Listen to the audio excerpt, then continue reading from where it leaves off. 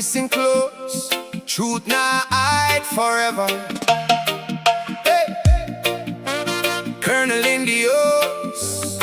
Wyatt Africa, stand up. Hey. Legacy media all around. Headlines spinning round and round. Selling fear from town to town. Trying to keep the people down. Lies and fake news every day. Misinformation on display. Disinformation lights the way, leading sheep so far astray. Little lambs in line, trusting everyone in sign. Marching where them say is fine, never asking who designed. Truth gets traded for political gain, again and again and again. While ordinary people feel the strain, caught in somebody else's game. Resistance is futile, them say. Just obey what you're told today. But the people waking up anyway, and the truth keeps finding a way. Resistance is futile, them cry, while their stories never quite comply. You can see it with your own two eyes. Truth lives on, it never dies. Them divide people left and right, turning neighbors into fights, clouding up what should be bright, hiding facts out of sight. They use people then discard, push narratives strong and hard. When the evidence leaves them scarred, them simply move the goalposts yard by yard. Cognitive dissonance in the air, contradictions everywhere, yet some still pretend not to care. Like the emperors got close to it. But the movement's growing every day, not from rage and not from hate, just folks who choose to investigate before it's far too late. Resistance is futile, them say. Just obey what you're told today. But the people waking up anyway, and the truth keeps finding a way. Resistance is futile, them cry, while their stories never quite comply. You can see it with your own two eyes. Truth lives on, hey, it never dies. Come and get a daily dose of reality. No hysteria, no manufactured tragedy. Take a little break from propaganda and insanity, and step into a place of clarity. Inoculation against fake news infection. Yellow journalism without direction. Question everything, make your own inspection. Truth should never fear examination. Join the colonel, hear the story. Without all the money, facts should glory. Facts before ideology, that's the art of honest reporting. The Wyatt Army isn't just a name, it's ordinary people in the game, thinking freely, not seeking fame, refusing to be led by shame. Just chill, relax and hear the scene, see what all the headlines mean. Objectivity sharp and clean like a river flowing crystal green. No need for panic, no need for fear. Take a look and make it clear. When the facts and evidence appear, the signal rises through the smear. Resistance is futile, them clear, yet more people question all the same. Searching truth beyond the frame, and refusing to play the game. Resistance is futile, no more. People knocking on reality's door, seeking facts they're looking for, and finding what they can't ignore. Yeah man, truth shines brighter than confusion. The noise fades, the facts remain. Colonel Chris and the Wyatt Army, keeping it cool, keeping it real. Resistance is futile when the truth is coming true. Fade out.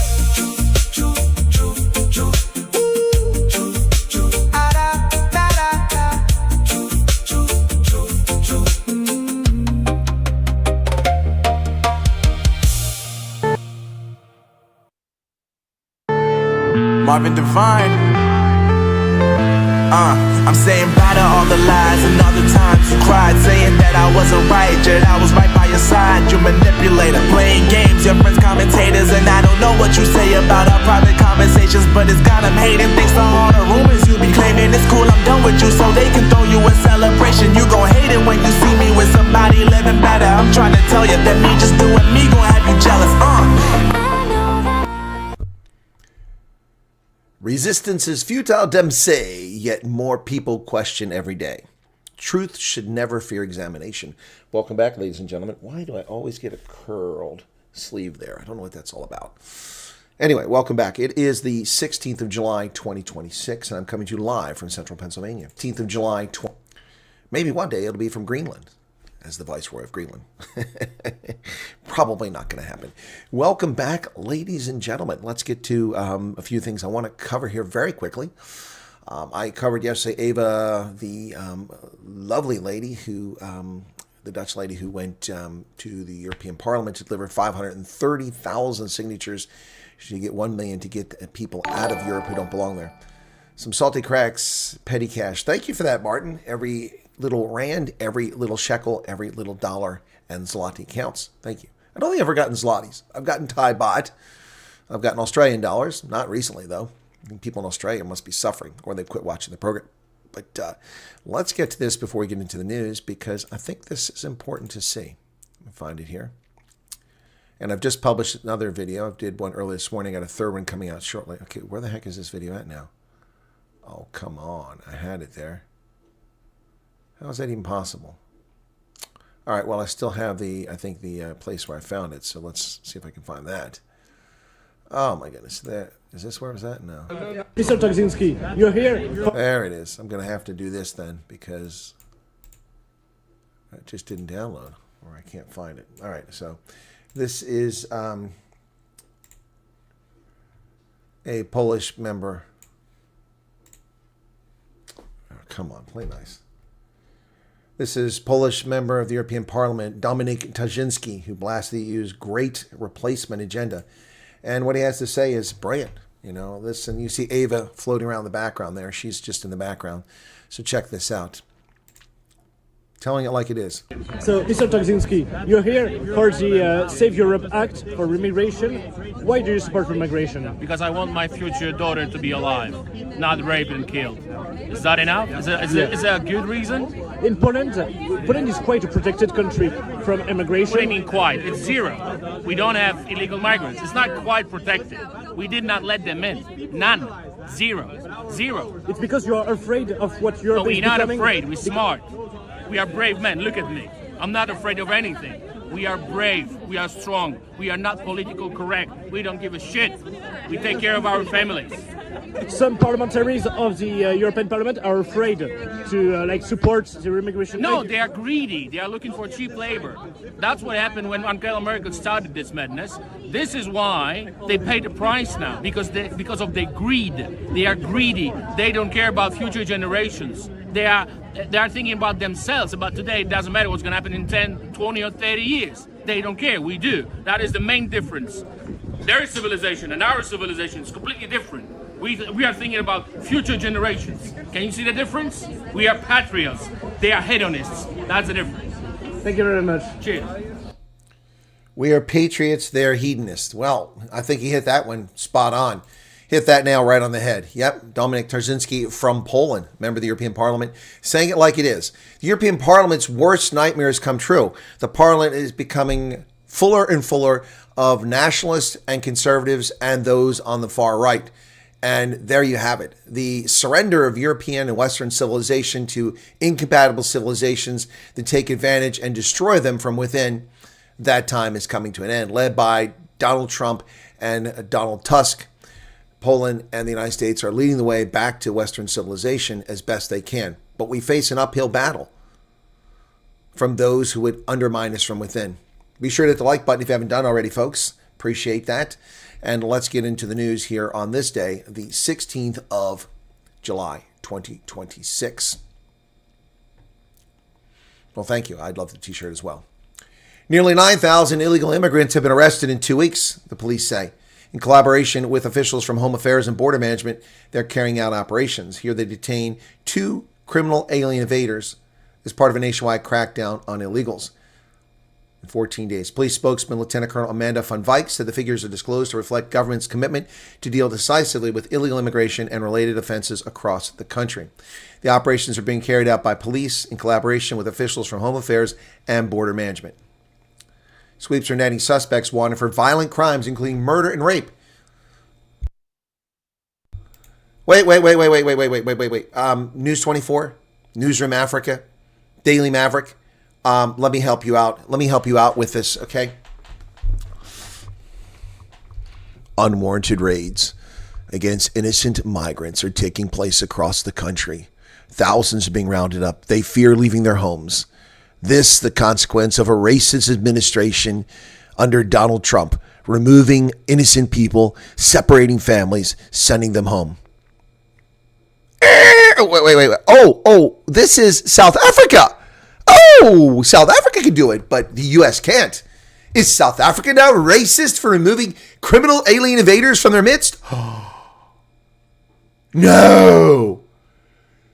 So the ANC is racist. It's not Donald Trump. Or are they all racist? You see? You just flip the script right back on these hate wankers. Today, illegal aliens were immigrants were removed from hostels by the evil Nazi regime of Donald Trump. I mean, the evil Nazi regime of the ANC. Where is Times Live? Where is News 24? Where is the Daily Maverick? Where is Cockprod 24? The Independent? Where are their stories about the Nazi, fascist, black, racist, Afrophobic ANC government removing innocent immigrants from South Africa? Doesn't exist. It doesn't exist. Who's getting a red card? Am I getting a red card?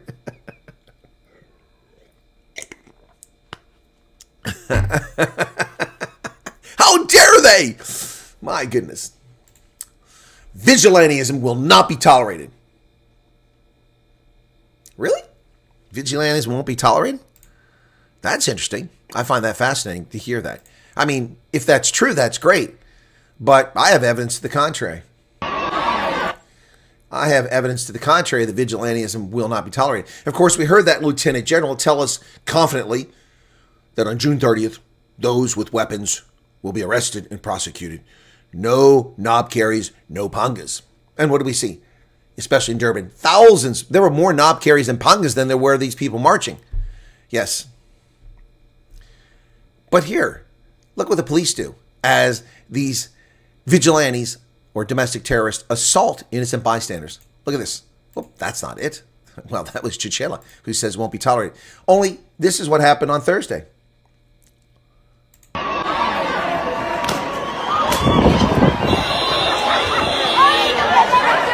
In full view of South African police service, assaulting innocent bystanders on the street.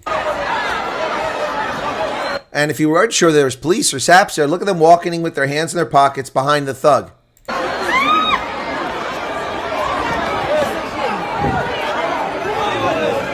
No arrest. No arrest made. No arrest. This guy isn't going to jail. He's beating people, whipping them in the street.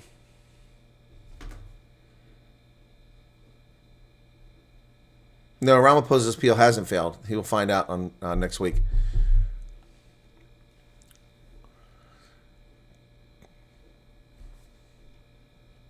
These people beaten in the streets of South Africa. What are South Africans supposed to do? If you defend your home from criminal invaders, you are guilty until you prove yourself innocent and you're detained and placed in prison where you're likely raped and contract HIV.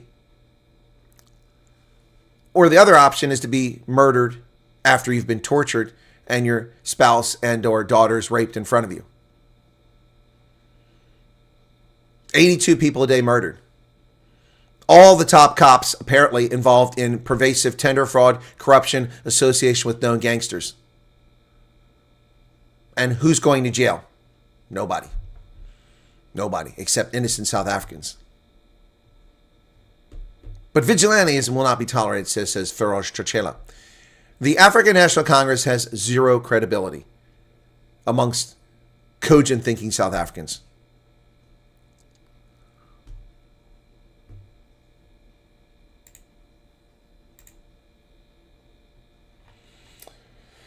Oh boy.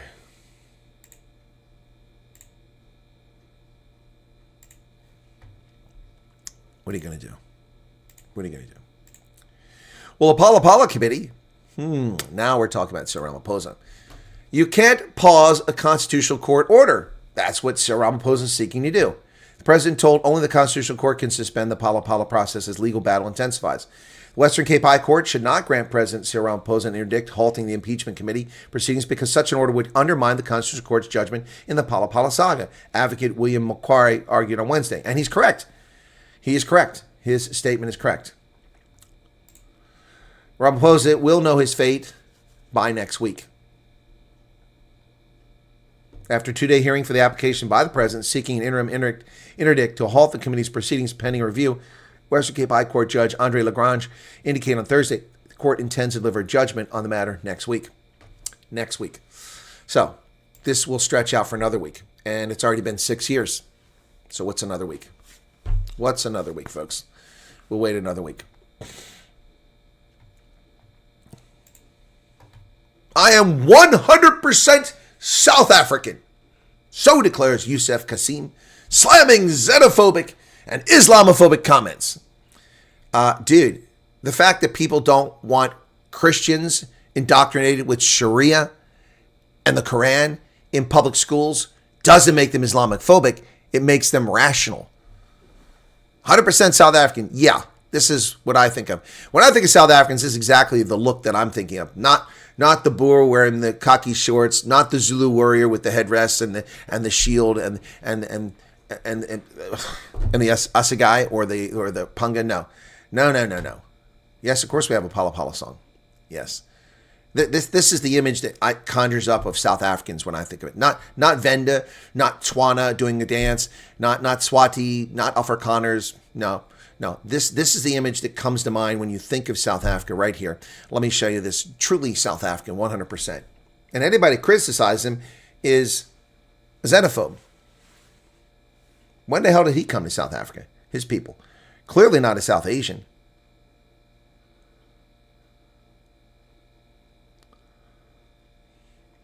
Youssef Kassim was subjected to a wave of online abuse after his appointment as Deputy Minister for Higher Education.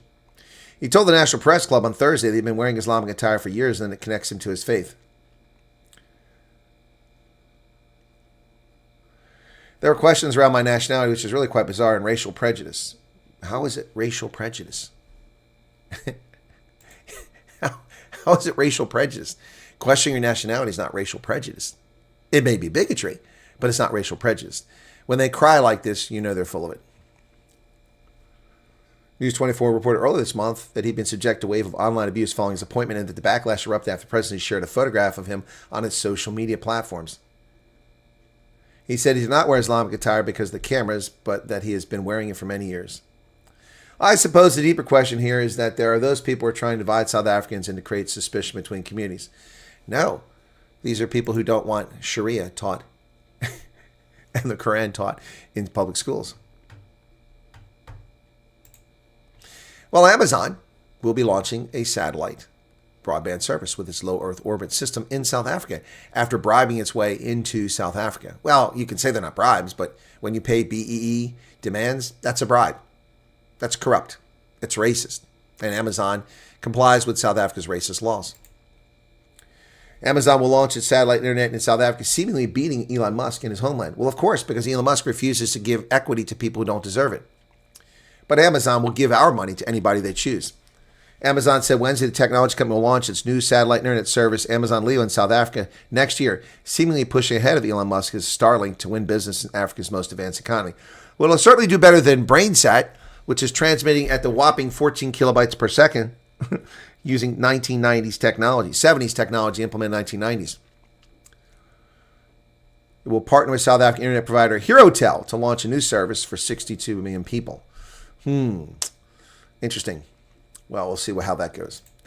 Kuberg reports 3 radioactive contamination events. Whoop, whoop, whoop, whoop, whoop, whoop, whoop. DEFCON 1. DEFCON 1.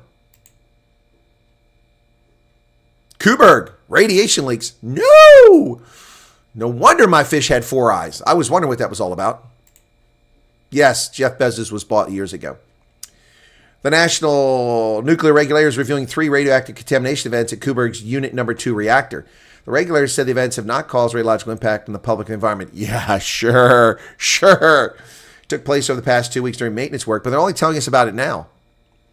June 30th, July 2nd, July 7th. We don't find out till July 16th. Was that enough time to cover up what happened? It's important to note that contamination was confined to controlled areas within the reactor building and did not constitute a release of radioactive material to the environment, only to the staff working at the facility. Oh my goodness. Nuclear regulator assures the public on radiation leaks. Yeah, okay. In the shadow of Table Mountain. In the shadow of Table Mountain. Is that picture doctored? Coburg is a lot further away from Cape Town than that looks. A lot further away. You can't see Coburg from Cape Town or from Table Mountain. The nuclear regulator said today that no radioactive material was leaked into the environment during 3 contamination events inside Coburg Nuclear Power Station. Ladies and gentlemen, today, South Africa's nuclear regulator communicated to the public that 3 recent contaminating events did not affect the environment or the public. Meanwhile, the credibility rating for the South African government hovers near 0 at 2%. Nobody's buying it. Nobody's buying it. African Bank, that's a good name if you're in Africa, is doing retrenchments.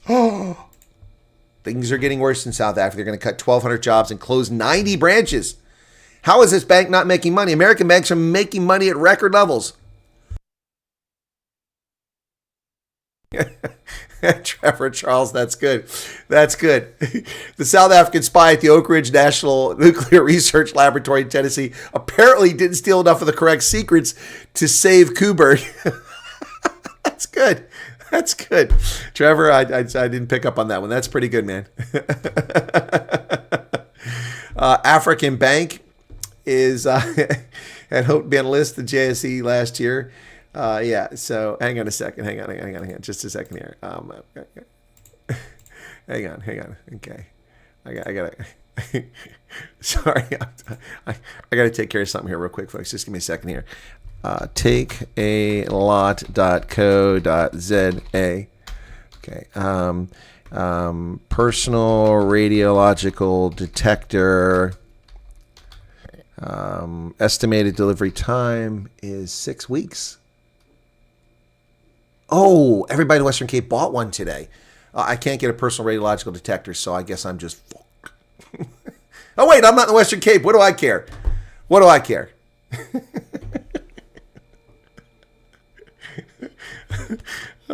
Take a lot. Oh, I'll go to Amazon South Africa. That's where I'll go. Let me go to Amazon. Hang on. Amazon.co.za.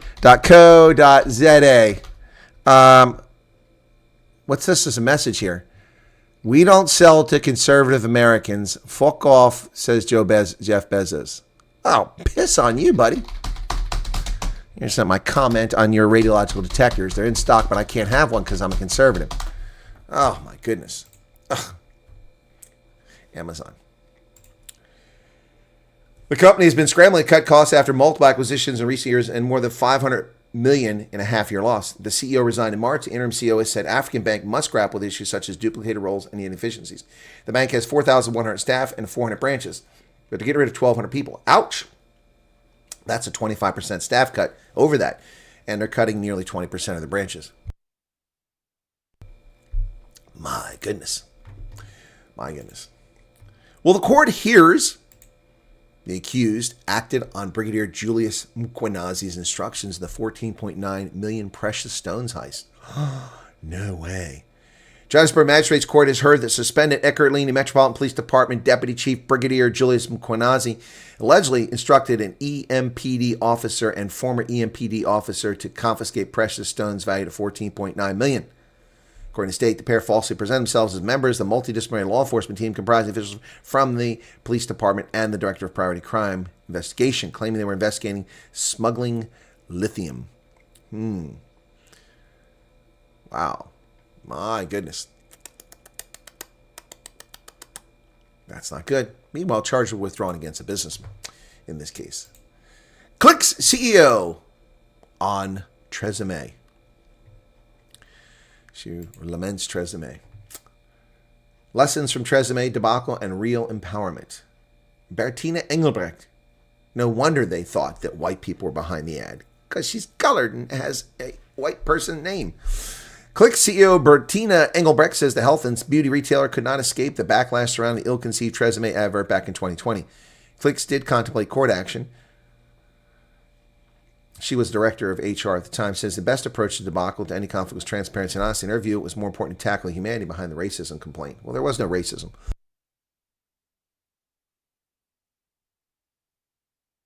The ad depicted white women's hair as normal, black women's hair as dry and damaged. Is that factually incorrect? Is black women's hair naturally oily? Then why are we buying all these hair products?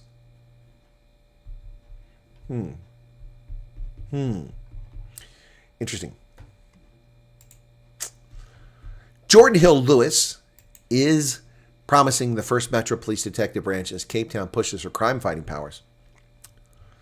DA leader and Cape Town mayoral candidate Jordan Hill Lewis, current mayor, has announced plans to establish South first Metropolitan Police Detective Branch if re-elected in November, saying the move is needed to address gaps in crime investigations caused by vacant SAP's detective post.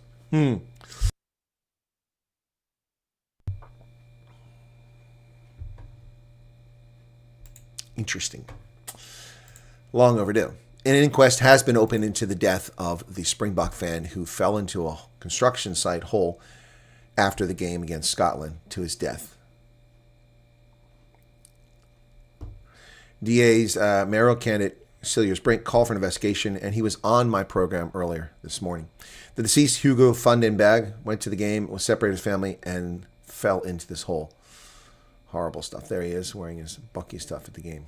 Apparently lost his mobile while he was at the stadium and then fell into a hole at a construction site. Horrible. Horrible. This should never happen. Should never happen. The junior Springboks are on the verge of back-to-back world titles. They got to beat France. One final push from their potent forward pack will be required if the junior Springboks are to succeed in their mission of toppling France in Saturday's Junior World Championship final in Georgia. It was the forwards who provided the platform to the junior Boks to roar into the final when they beat England 53-37 in Tbilisi on Monday. But Saturday, they're playing the final. Good luck to the junior Bucks. I hope that they succeed. Ruben van Heerden, long projected to be a Springbok, but at the salty age of 28, yet to get his first cap. That changes Saturday against Wales. Long overdue, the much-traveled Ruben van Heerden will be wearing the number 5 jersey in this game. He says everyone walks a different path. The 28-year-old has been considered a Buck prospect ever since his schoolboy days. And the Bucks have 7 locks out injured presently, which gets him up in the pecking order. Ebenezebeth, Lut de Jager, Arge Sneeman, Jean Klein, Franco Mostart, Salman Morat, Riley Norton, Ron Nortkia, all players that he is competing with for that position. So, Cobus Visa and Ruben van Heerden will be the locks to start the game against Wales on Saturday. And you'll be hearing that live on Rugby Ascendant.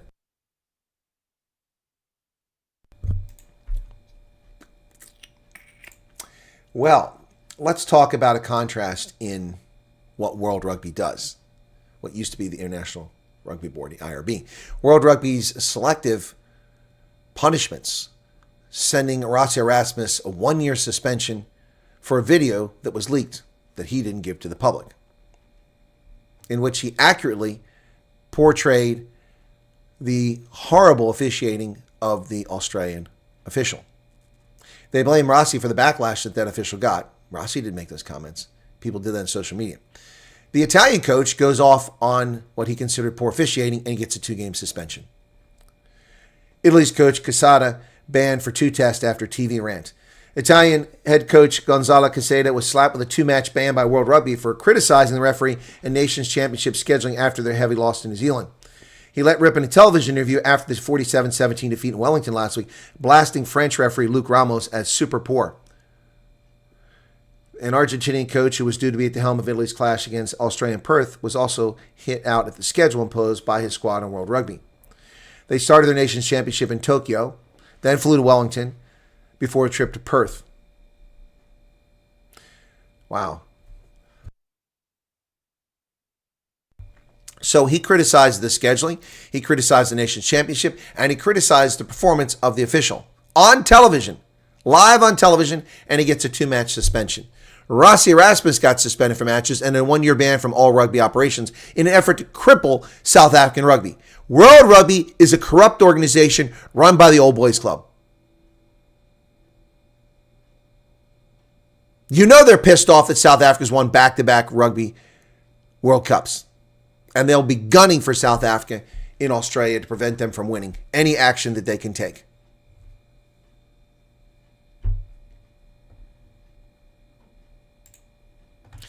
Tehran vows to crush regional infrastructure if the U.S. attacks. Just put these people out of our misery. I'm so sick of their nonsense. They warn all infrastructure region will be crushed under steel blows if the United States carries out its threat to attack Iran's civilian sites. Yeah. So.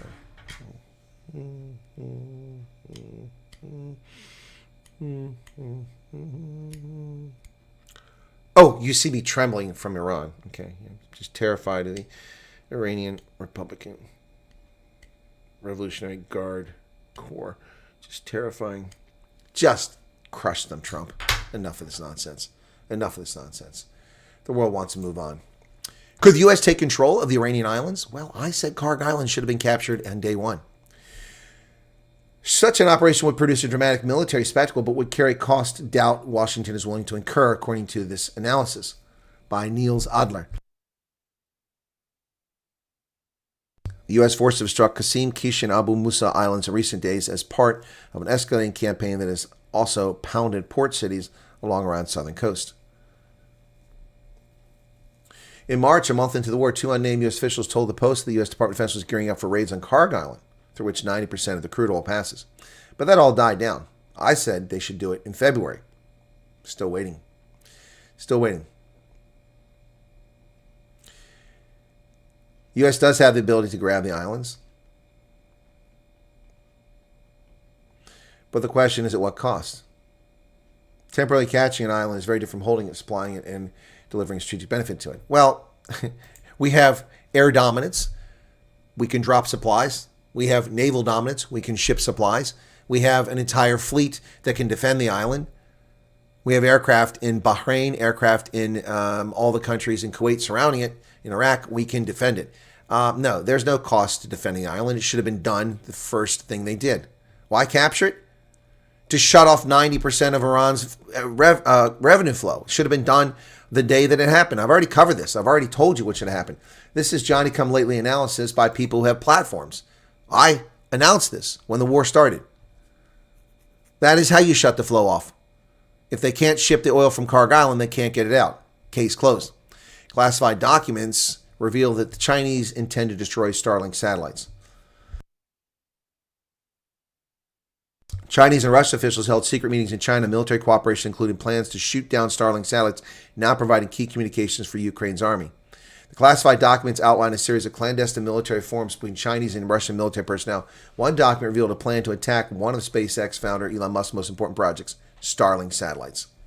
Documents were obtained by The Insider, Der Spiegel, and Le Monde. They include 4 slide presentations from November 2023 meeting called the Third China-Russian Military Technical Cooperation Forum in Guangzhou.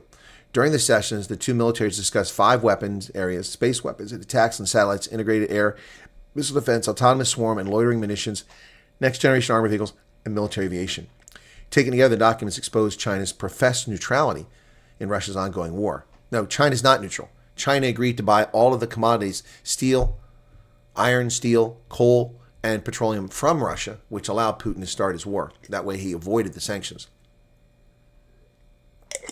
Oh, Holden, I'm sorry, Holden. Are you an experienced senior military officer, an operational planner, a combat veteran, a national security strategist? I'm not going to sit here and explain it. I explained it all before. Because the Trump administration has frozen me out. They're not interested in what I have to say. They're not interested in what I have to say. I'm not a good puppy who raises money for Trump. So, no, they're not interested in me. Nope. Several people gave my name, several senior, well-connected people gave my name to the Trump administration for postings in the Department of State, in the Department of Defense, and for a few other positions, and ambassadorial positions, and no one was interested because I've never contributed millions of dollars to Trump. Yep. Louisiana covered the cyclosporia outbreak yesterday. Australia's only manganese smelter will shut down. Well, it's not just South Africa is losing all its smelters. Wow. This one produces ferroalloys for steel manufacturing. It opened in 1962 and is closing. Australia's only manganese smelter will close, leaving more than 200 people without jobs. More importantly, what are they going to do? Get the manganese from smelted in China?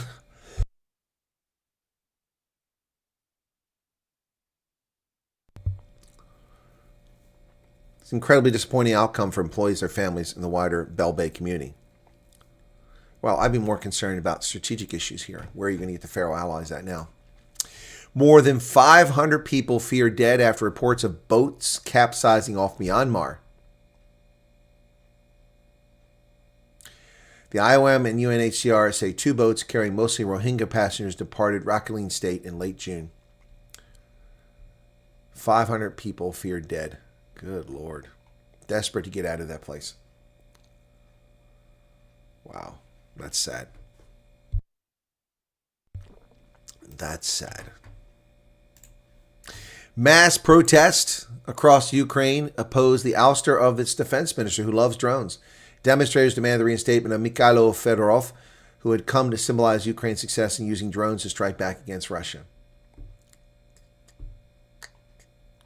Thousands of people took the streets in cities across Ukraine to protest the dismissal of the country's young, tech-minded defense minister 6 months into his tenure. On Thursday, protesters poured into a square in central Kyiv, the capital. They turned out in Odessa in the south and in Lvov in the west. The frontline city of Kharkiv in the northeast, more than 300 protesters with cardboard signs crowded sidewalks chanting, "Shame, shame, shame." Their numbers grew as the morning wore on. Hands off Fedorov. Why break what's working? So he's no longer the defense minister. Malbor says, I wasn't any of those. It was very close. I was a corporal. If you say so. You don't know who blew up the Nord Stream. And the Nord Stream 2 didn't result in the ecological damage that would occur with the destruction of oil storage tanks on Karg Island and oil storage facilities. It would also lead to mass hunger and starvation in Iran after the conflict's over. It's not a viable target. However, it's a viable thing to capture, and it should have been captured within minutes of the war starting. A divided French parliament gives the final approval to help with assisted suicide. The bill, which includes psychological suffering on its own, is now under review in the Constitutional Council. France's National Assembly gave final approval on July 15th to a bill creating the right to assisted dying, ending more than 2 years of parliamentary debate and placing France among the countries that permit euthanasia and assisted suicide for human beings. It's permitted in varying legal frameworks in the Netherlands, Belgium, Luxembourg, Spain, Portugal, Canada, Australia, Colombia, and in several U.S. states. Ghouls. Absolute ghouls. These people do not believe in life. A horde of golden mini Mozarts marks 270 years since the composer's birth in Salzburg. Salzburg, Österreich. Visitors to the Wolfgang Amadeus Mozart hometown can see the composer and his dog in miniature as Salzburg celebrates the 270th anniversary of his birth. The Mozarteum Foundation on Wednesday unveiled 300 gold-colored statues, which are less than 20 inches tall. They were designed by German concept artist Ottomar Höhl. Mozart was born on January 27, 1756, in the Austrian city where the Mozarteum Foundation offers concerts. I didn't want to do a monument. There are already enough of those, but I wanted to show the human side. To give it a human touch, the composer was depicted with his favorite dog, Pimperel. They're known to take long walks. So, Mozart. Come and rock me, Amadeus! Amadeus, Amadeus, Amadeus, Amadeus. Er war so populär, er war ein Superstar. Amadeus, Amadeus. Yeah. Well, I'll take the criticism. Not me. The English coach. England, iced out of a rugby. Oh, no, not rugby. Scratch that. Not real sport. Iced out of the FIFA final. 60-year drought. since 1966 by Messi, who ruined their plans. Tuchel will take the blame. Argentina played with more risk, more rhythm, and a feeling maybe that they have nothing to lose anymore. England's long wait to win a World Cup or even reach a final goes on after a loss to holders Argentina on Wednesday. But Manager Thomas Tuchel prefers to see it in football terms and not as a curse after a clash he described as two separate games. England have not reached the decider since lifting the World Cup for the only time in 1966, and it looked like getting that monkey off their back until Argentina netted 2 late goals to secure a 2-1 semifinal in Atlanta. I love to see these things in football and not through football curses. I don't believe so much in the English thing and a curse or whatever, history repeating itself. It's just like it's different coaches, different players, different situations, different opponents. Yeah, I agree with him. England took a lead in the 55th minute through Anthony Gordon and a brilliant goal. But Argentina then seized control and Tuchel's side failed to withstand the pressure. And the pressure was intense. It was intense. They really ratcheted it up. England had no answer, and attempt after attempt after attempt on the goal was made. Argentina pouring it on, and finally in the 76th minute they scored that goal, and then in the stoppage time they got the decider, and England is out. The final will be Sunday at 3 p.m. Eastern Standard Time, 9 o'clock in South Africa, 8 o'clock in the UK. Spain against Argentina. I'll be rooting for Argentina and Messi.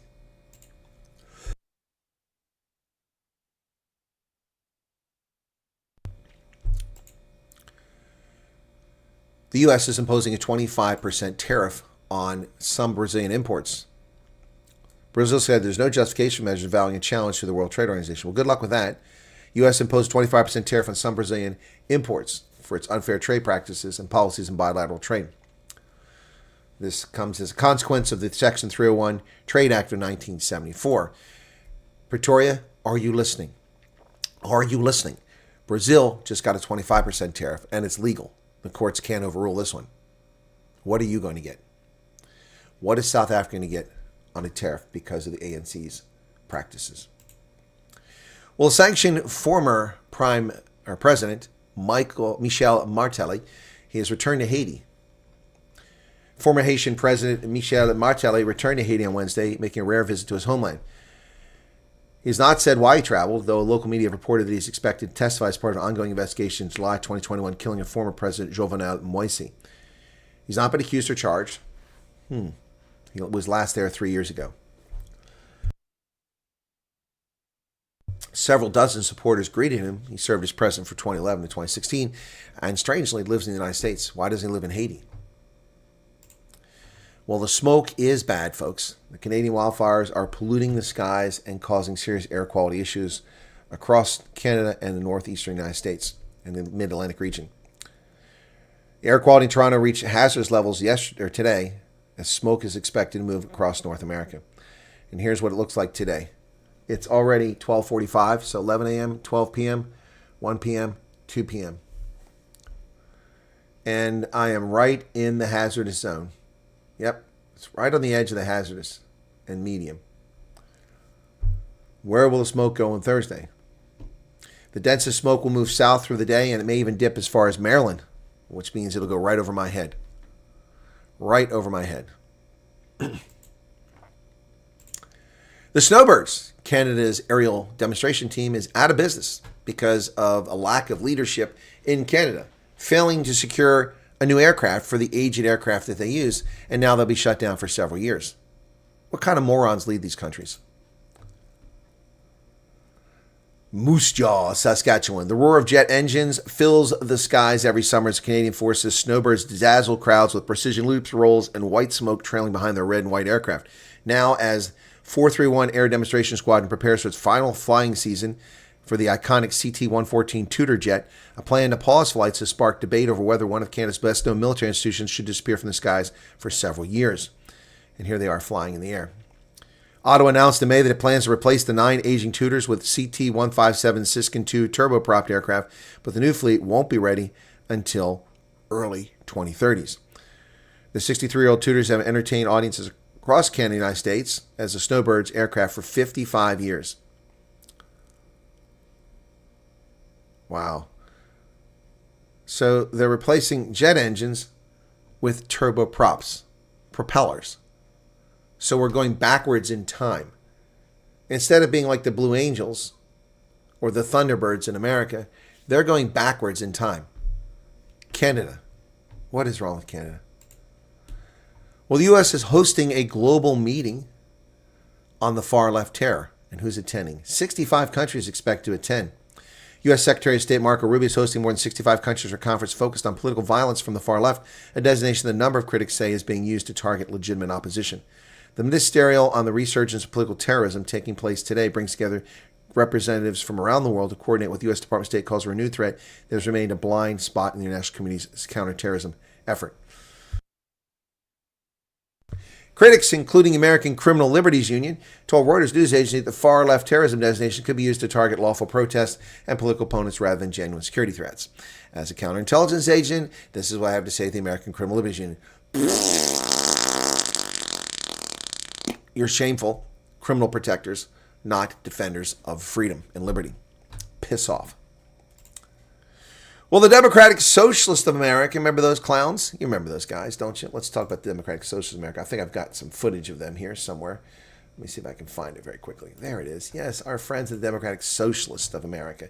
Here we go. Let's check in on them. These are the Democratic Socialists of America at their 2019 National Convention. And then let me consult the people who are counting. So everyone who is not a counter, take a seat. Take a seat. Everyone on the walls, take a seat. Take a seat means put your ass in a chair. When there's so many people moving around, it's very difficult to count. Quick point of privilege. Quick point of personal privilege. Yes. Point of privilege. Guys, first of all, James Jackson, Sacramento, he, him. I just want to say, can we please keep the chatter to a minimum? I'm one of the people who's very, very prone to sensory overload. There's a lot of whispering and chatter going on. It's making it very difficult for me to focus. Please, can we just, I know we're all fresh and ready to go, but can we please just keep the chatter to a minimum? It's affecting my ability to focus. Thank you. Thank you, comrade. Okay, is there a speaker against name, chapter, pronoun? Point of personal privilege. Yes. Please do not use gendered language to address everyone. Okay. We have a lot of disabled comrades. Yes, and brain-wise. a lot of those are invisible disability. First of all, in this room, I see that no one's clapping for me. It could be because I'm not engaging, but it also is because everyone's doing this. And that's really important because those loud bursts of noise, even though this is a noisy space, when we can do something like reducing that, that's really important. So please don't clap, shoot up these. And additionally with the noise issue, like avoid hissing, avoid waving banners, right? If you don't know what to do, show up these, right? I'm sure there's lots of ways that we can communicate to each other without needing to rely on something that's going to hurt somebody else. We have quiet rooms that are available. There's a range of options of these, right? On 7, there's one that has video but no sound, if you still want to be able to observe the convention, but the sound is an issue. There's also on Piedmont 8, a completely quiet room. One thing to note there, please don't go into that space with anything that's like an aggressive Completely quiet room. You're attending the convention. You got a completely quiet room so that you can't see or hear the convention. He's going to talk about an aggressive set. I'm going to play this back a second because it's hilarious. 8, a completely quiet room. One thing to note there, please don't go into that space with anything that's like an aggressive scent, for instance, right? Because that's going to be difficult for people. Don't talk to cops. Don't talk to MAGA assholes. We're almost there. Just but thank you. Don't talk to cops. Just let them arrest you and detain you for being uncooperative. Quick point of privilege once again. Quick point of privilege once again. Hi, James Jackson, Sacramento DSA, he, him. I have already asked people to be mindful of the chatter of their comrades who are sensitive to sensory overload, and that goes double for the heckling and the hissing. It is also triggering to my anxiety.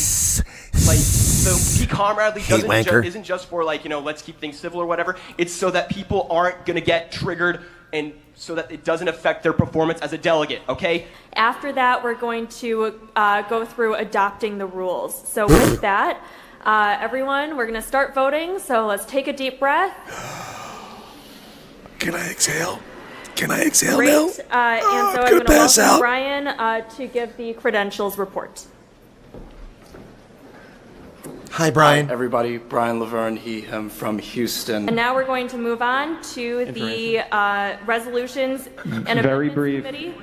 Very brief point of information. If you are using a microphone, talk into it directly like I am right now, and do not wave your face back and forth because people cannot hear you. That is all. Okay. That is all. That is very good advice. Make sure you talk into the microphone. Don't talk over here. They can't hear you on the microphone. Oh, sorry, it's over here. Damn it. It's not satire vodka model, and I'm showing it because I have a news story about these morons coming up in just a moment. These are real people from a real group, real political party. Awesome. Thank you for the pointers. Yes. Could someone please run a mic to the comrade in the jean jacket, of which there are many? Like you are wearing, Miss Flat-Chested? I simply had a question. Sorry, could we? Thank you. We are debating the amendment to the committee report, and that amendment is to swap 6 of the Come on, Junior. The amendment is to take 6 different delegates to recognize 6 different delegates from East Bay from what the committee report says. Great. Point of clarification here on what we're actually... Could you get to the mic, please? So point of clarification in that the chair gave a report. There was a verbal second from the audience on the report of which was given, and then there was a motion for an amendment to that. What are we actually talking about at this point, and then what is the vote going to be? Thank you. What are we voting on? Very clear about the... It goes on for 8 more minutes. I'm not going to subject you to that. That's enough. The reason I show you that, these people, they're the ones who are getting people elected with Zoran the Moran Mondami in New York and in Rochester and Buffalo. Democratic Socialists of America, that's the wrong one, sorry. Democratic Socialists of America, new platform calls for abolishing immigration customs enforcement and the United States Senate. The Democratic Socialists of America have released an updated platform that calls for a sweeping remake of the political system, including eliminating the U.S. Senate and abolishing U.S. immigration and customs enforcement, which the organization has publicly advocated since 2018. The revised Workers Deserve More platform says the country's political institutions must be rebuilt from the ground up. The platform's language calls for replacing the president and Supreme Court with an executive and judiciary chosen by and subordinate to Congress. The socialists argue that the changes would curb concentrated power in Washington and create a more democratic system. They announced that they had surpassed 120,000 members as of July 4th, and its candidates had secured high-profile primary victories. The comrades at DSA said the rattled Democratic establishment has been asleep at the wheel. Ladies and gentlemen, I can confirm unequivocally today that according to this news report, there are 120,000 mentally deficient people living in America. Hang on a second. No aggressive sense here. Sorry, just checking for an aggressive scent. Just checking for an aggressive scent. Investigators are looking into the New York Times security breach. After the New York Times reported on security concerns related to Qatari-donated aircraft, the FBI sought to speak to several people who flew aboard the plane after they compromised national security and the president and the entourage's safety. Among those whom investigators have tried to reach are members of the U.S. Secret Service who accompanied Trump on the trip, according to one of the people who briefed the matter, who spoke in condition anonymity, described sensitive details about the investigation. Yep. The Secret Service did not respond to comment. Medicare will reward doctors for outcomes rather than just providing service. Proposed payment rules for 2027 will prioritize accountable care organizations rewarding physicians for maintaining patient wellness. Well, that's an interesting. So we're going to reward people for outcomes. That's interesting. Dr. Mehmet Oz wants doctors to help patients stay well and has proposed changes Medicare's payment rules to incentivize this shift. These changes would make it easier for clinicians to focus on prevention, improve coordination for patients, and ensure Medicare rewards better outcomes rather than more services. That is exactly what I said last night on our live broadcast on the radio. I said that's what we need. We need something that's focused on outcomes and not perpetuating chronic illness. Wow. Dr. Oz has been reading my brain. Merrick, the Food and Drug Administration, has approved a first-of-its-kind cholesterol pill, ushering a new wave of treatment. Merck's new potent therapy targets a protein that impedes body's ability to clear bad cholesterol. U.S. regulators approved a first-of-its-kind pill from Merck designed to help lower cholesterol levels. The approval is based on studies showing that Merck's once-daily pill reduced bad or LDL cholesterol levels by up to 60% over 6 months in adults with or at risk of atherosclerotic cardiovascular disease. The ability to meaningfully reduce LDL well above what you achieve on statins alone is an easy pill to take. It can really change things.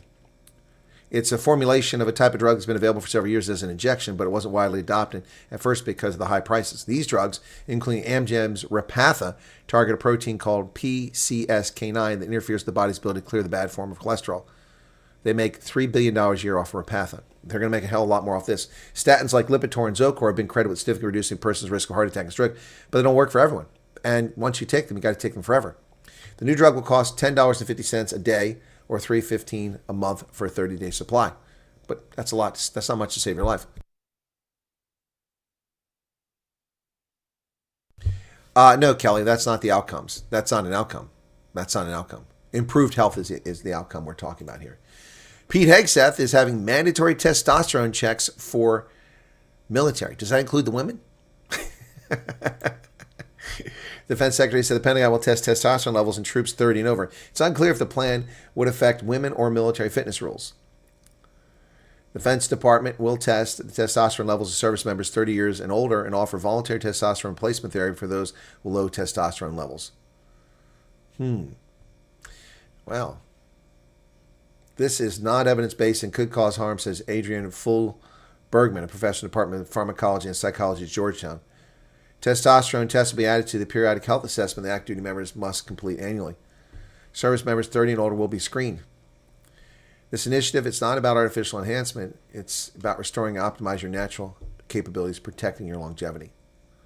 Testosterone naturally declines with age, and low testosterone has been associated with fatigue, loss of muscle mass, and low sex drive in men and women. It affects physical performance too, which could impact the service member's ability to pass new fitness standards that Hegseth is requiring of anyone in combat roles. Interesting. And finally, in today's news, ladies and gentlemen, the FIFA World Cup final this Sunday. Let's talk about what's going to happen there. Yes, high levels of testosterone is also dangerous. No, it's not pseudoscience. Testosterone levels are not pseudoscience. Otherwise, you couldn't make the claim that high levels are dangerous. That would be pseudoscience as well. FIFA World Cup, the date, the time, halftime show, prediction, and President Trump will be there in the Meadowlands. Donald Trump's attendance to the match winner, the short guide before football's showpiece. The final will be played Spain-Argentina Sunday, July 19th. They last played each other in a friendly on March 27th, and Spain won 6-1. The World Cup kicks off at 3 p.m. in East Rutherford at the Meadowlands. 7 p.m. Greenwich Mean Time. 7? Yeah, okay. The World Cup final will be played at MetLife Stadium, home of two National Football League teams, the Giants and the Jets. For the World Cup, the venue has temporarily been rebadged as New York, New Jersey Stadium. Holds 82,500 spectators. President Trump will be there, and he'll present the trophy to the winning side. Cool beans. Cool beans. And that, ladies and gentlemen, is the news for today, the 16th of July. I'm getting ahead of myself there. 16th of July, 2026. That's what I was trying to say. Be sure to hit the like button if you haven't done it yet. I do appreciate all your patrons and your viewership. I will answer any questions you may have now. Feel free to ask them. That's what this chair, it's not quite sitting right. All right, so we got any questions today? What's going on? Let me take a look at my video and see if it's getting any traction from earlier. Let's see. You're welcome, Yassine. 1,600 views. No, not doing so great. And this other one I just published, there's 721 views. It's the low end. Yep. And then I got another one premiering in about a half an hour. You're welcome, Corey. Thanks for the news, Johan. You're welcome. Spain is going to win, says Debbie. Yeah, I wouldn't be surprised, but I would like to see Messi get another goal.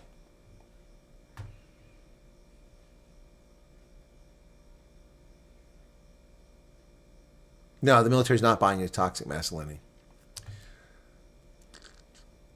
Imagine lighting a cigarette in that hall. I believe outcomes will also include ushering the elderly out of life. I don't agree with that, Kelly. The Odyssey is getting rave reviews and projected to make close to $1 billion. Suck it, angry Greeks. Well, I don't care. Just because a movie makes a lot of money doesn't mean it's a good movie. I prefer a real Odyssey, not this cooked up nonsense from Ellen Page and Lupino and Chris Nolan. Spare me.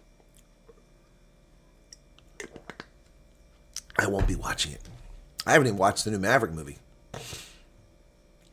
No Chanel No. 5. Yes, that would be an aggressive scent. Who's sneaking into South Africa? Let's watch a little more of the Democratic Socialist, okay? You guys up for that? They're too funny, man. Where the hell did it go? Oh, that's not good. Did I close it? Oh, there it is. Here we go. Here we go. More of the Democratic Socialist American Convention. Let me turn off my camera. And here we go. Let's get a little bit more, because you can never get enough of these clowns. They are just hilarious. They are absolutely hilarious. They are comical, to say the very least. Democratic Socialist America. Let me go over this side, because most of the action takes place on the right. The work that we are trying to do, it is important. So in voting yes, are we voting to... Yes. Yeah, so voting yes upholds the delegates? No. So voting yes means that you want the substitute 6 delegates to be seated instead of the delegate... Brendan wants to know if he's going to get his letter because the portal tells him he's approved. No, don't pay attention to the portal. If you get a letter, you get a letter. Things change. It could go back to, under review. Do not count on the portal. It's bullshit. Leave it alone. Delegation that is outlined in the Credentials Committee report. Thank you. Does that make sense? No. Right, so if you agree with what the report recommended, then you should. I'm just asking. I'm trying to understand what. Voting yes means that you are supporting the challenge to the East Bay delegation. Point of privilege. Here we go. Point of privilege. Can I reiterate that we, for the sake of our comrades who have sensory issues, refrain from hissing, loudly shouting out your opinion on a vote, or waving banners and signs that reflect your vote in front of people? Yes, absolutely. Thank you. Okay, so now, is there any further debate on the Credentials Committee report? Point.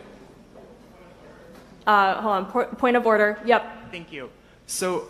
Sorry, what's your name and my name is Trey. Trey. I use they, them, and he, him pronouns. They, them, and he, him. That's so confusing.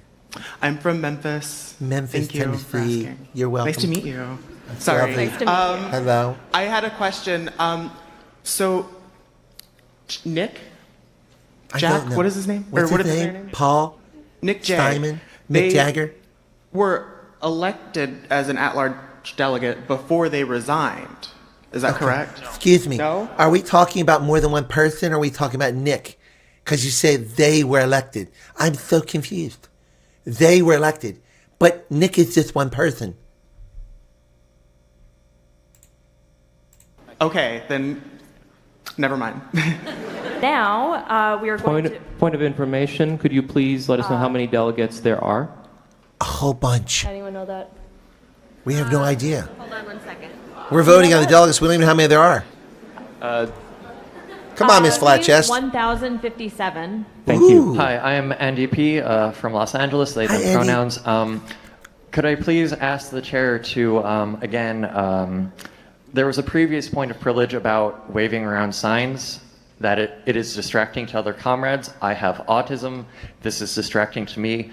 I would like to ask our fellow delegates, please, to not wave around your signs, especially during voting. Andy P. is autistic. Andy, have you tinkled on your leg, Andy? We're not waving our signs, buddy. Thank you. Yes. Please do not wave around your signs. Thank you. So I have a question for the people who are challenged in the Democratic Socialist of America at this 2019 National Convention. Have you ever watched a sporting event where someone takes their infant? What do they put on their head? What do they put on their head?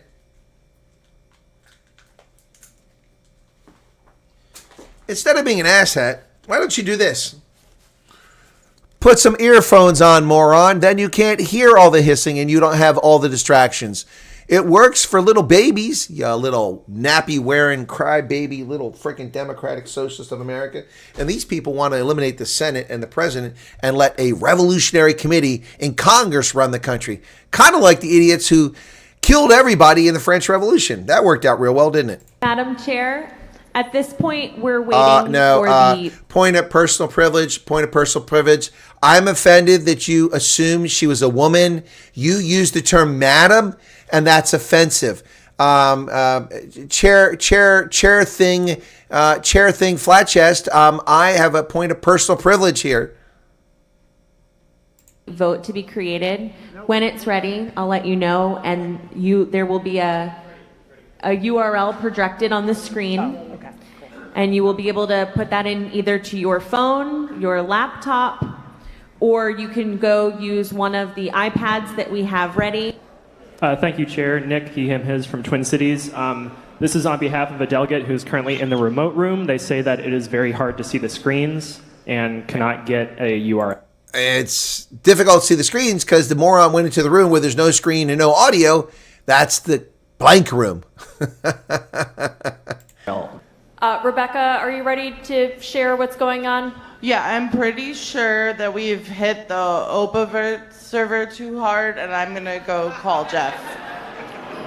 So they have about 400 people in the room voting on 1,000 delegates, and they've overloaded the server. Where did they get their computer? Radio Shack? They went out of business. They've overloaded the server for 400 people voting. Point of information then? Yes. Okay. I'm old school, folks, and it's probably some technical problem that we can't solve. So my point of information is really a question. Is it possible that we do this the old-fashioned way and have the yeses on one side of the room and noes on the other? Would that be possible for the chair to do? So now what we want to do is, if you're voting yes, move to this side of the room. If you're voting no, move to that side of the room. What is this, romper room? I see Timmy and Lisa and Jane and Malik and Rihanna and Amy. My goodness.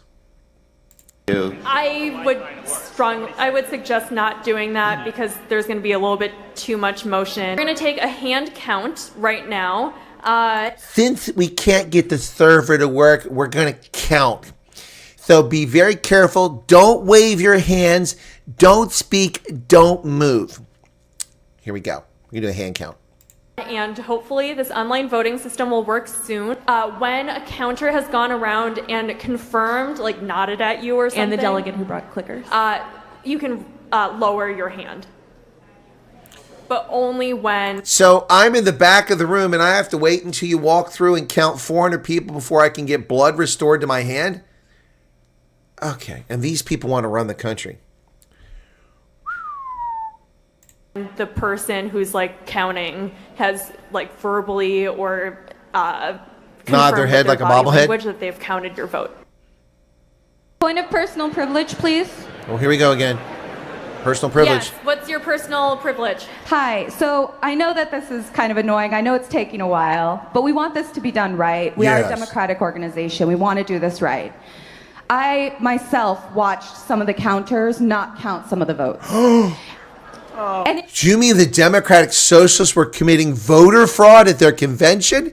Voter fraud at the convention? No, that would never happen. You're telling me that some of the counters skipped over people's votes?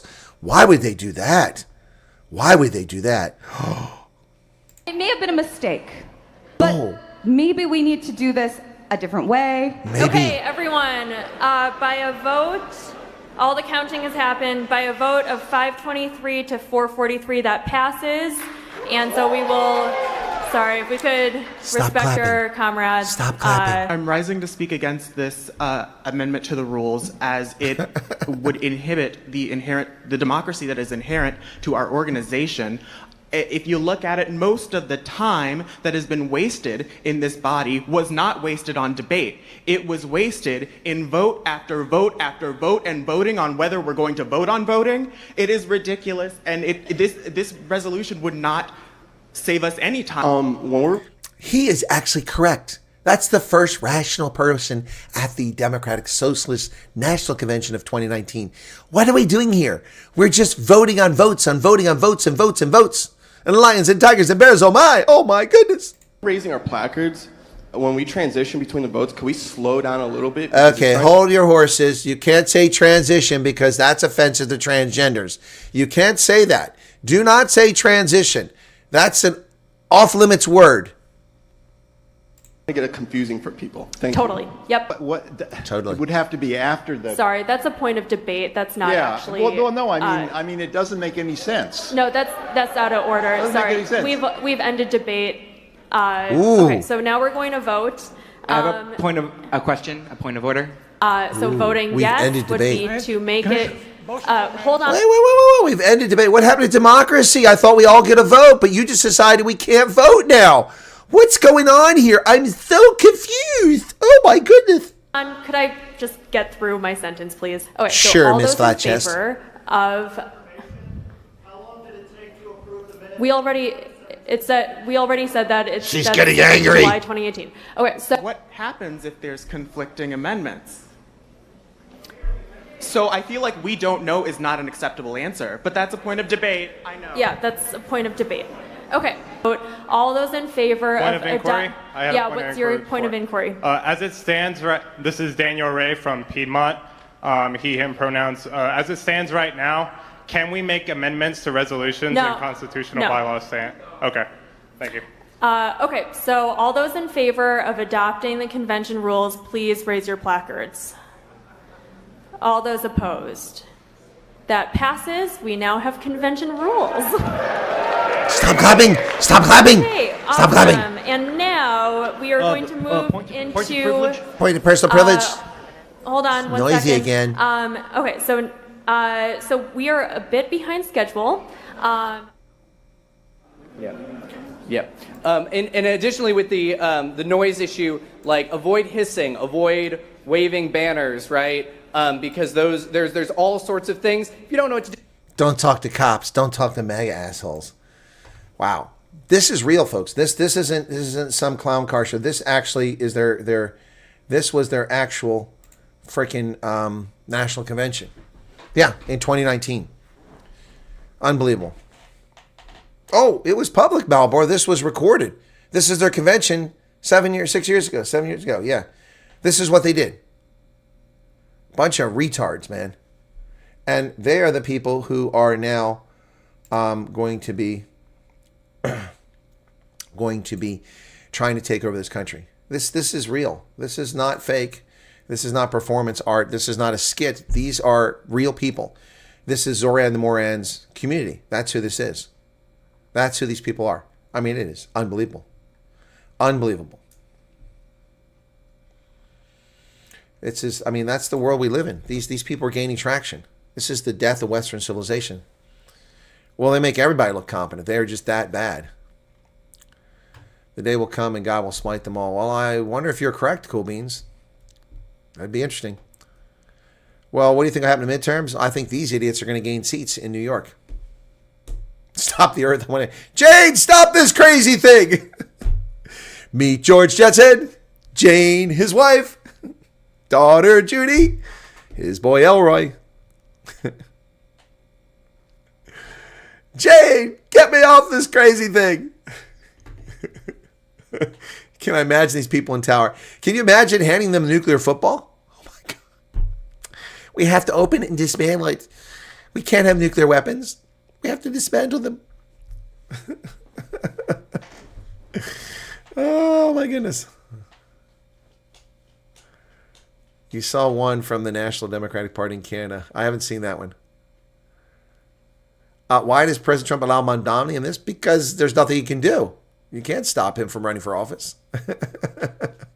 Oh, my soul is right, Sharon. Oh, my soul.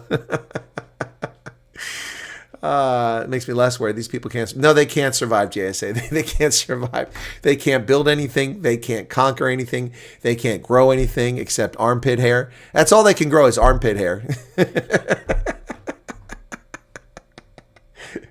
Ladies and gentlemen, today the Democratic Socialists announced a new platform. No agriculture, just armpit hair. Now, of course they'll disband the army. And they'll disband the Border Patrol. And then this country will be completely gone in a matter of 18 months. Yep. No. Oh, my goodness. Oh, my goodness. Because Mondami's not committing any crimes that have been charged. So, yeah, Malbort sounds very familiar. Sounds like South Africa, doesn't it? Well, some people do wear nappies. Adults wear nappies. They have biological functional issues, you know, bladder cancer or something like that, erectile cancer. No, Mondami is crazy enough for them. You're ironing and burning your clothes. Year zero. Let's reinvent the wheel. Yep. Yeah, well, Sharon, that definitely makes your day laughing.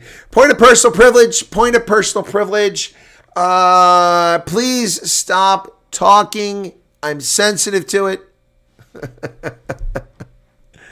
Oh, you take your lunch early, Muinoi. Okay, cool. Oh, my goodness. Point of personal privilege. I'm sorry. It's too funny. It's too funny. Oh, gosh. Look at Lady sleep. You'd rather eat glass before you sit through that. When they think they know better than the evolution of politics for hundreds of years, what's the hissing about? What's the hissing about? Because they're just children. They're just children that weren't disciplined. And now they pretend to be adults. I think that Miss Flatchest is kind of hot. I don't know what to call Miss Flatchest. Can I call her Miss? What can I say? Democratic Socialist America. I object to all that hissing. Exactly. I object to their existence. Point of personal privilege. Why does this party exist? What are we voting on now? No, Mondami was born in Uganda. He lived for a little while in South Africa and then came to America.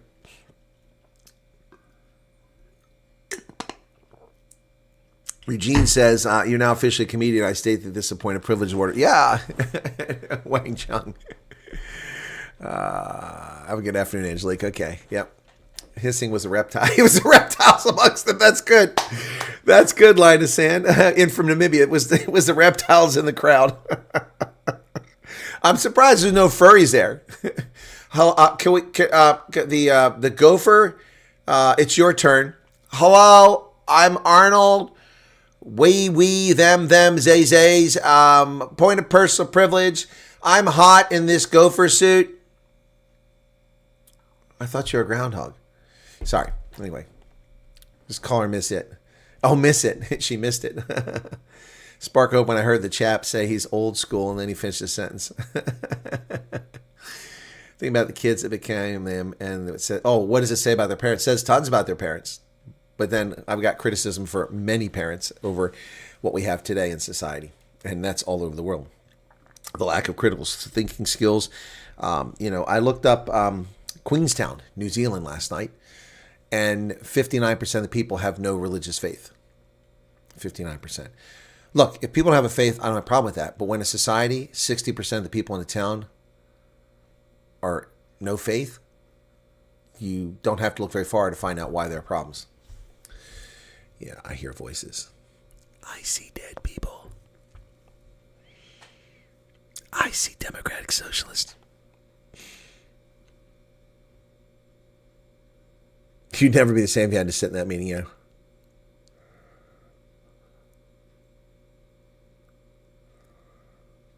No Wang Chung tonight.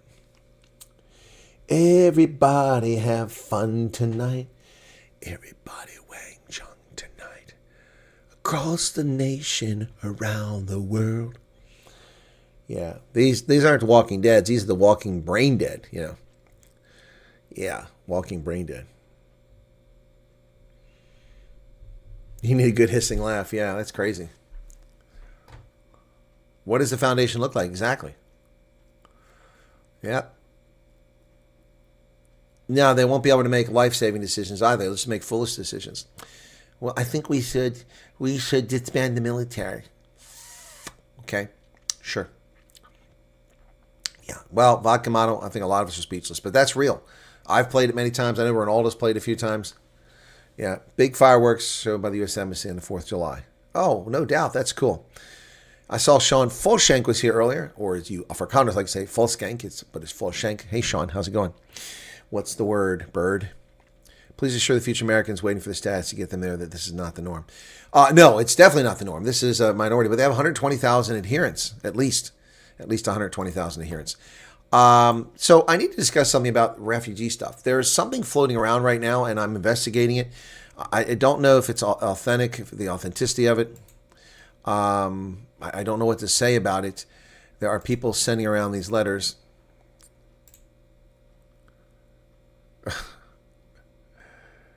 Oh my goodness. Hang on a second.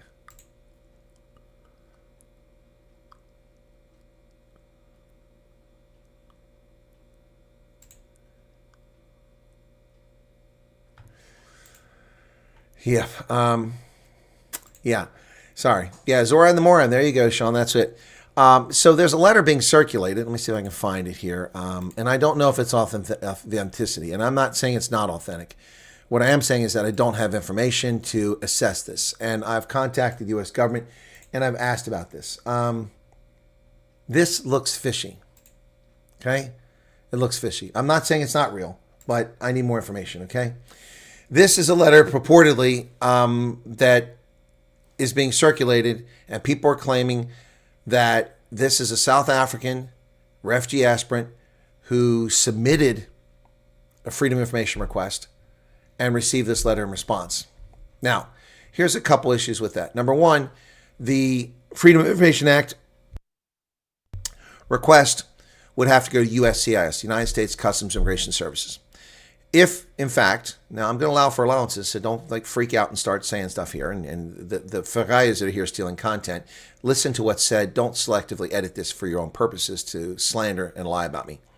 So, if this is in response to the June 30th ineligibility letters, it's impossible that this letter has already been received by someone on June 15th. Freedom of Information Act response suspenses are not a week or 2 weeks. They're a month or months. You have time to answer the question. That's the first problem with this letter. The second problem with this letter is it's a copy of a copy, and I don't know if this is genuine. It has a watermark on it that doesn't quite jive. The third problem with this letter is that, of course, I know what's going to come. I'm going to be told that I'm lying because someone submitted a Freedom of Information Request Act, a FOIA, a few months ago to find out what's going on with their case, only to receive this letter telling them that they were ineligible a few months ago. But here's the question. Why is it surfacing now? And more importantly, why is this letter different format than the letters on June 30th? But the most important thing here is if this is a response to June 30th, it's impossible for this to have come out in 15 days or less. It's impossible. And see, this is the problem. Now, I don't know if it's fraudulent, then I can tell you the problem.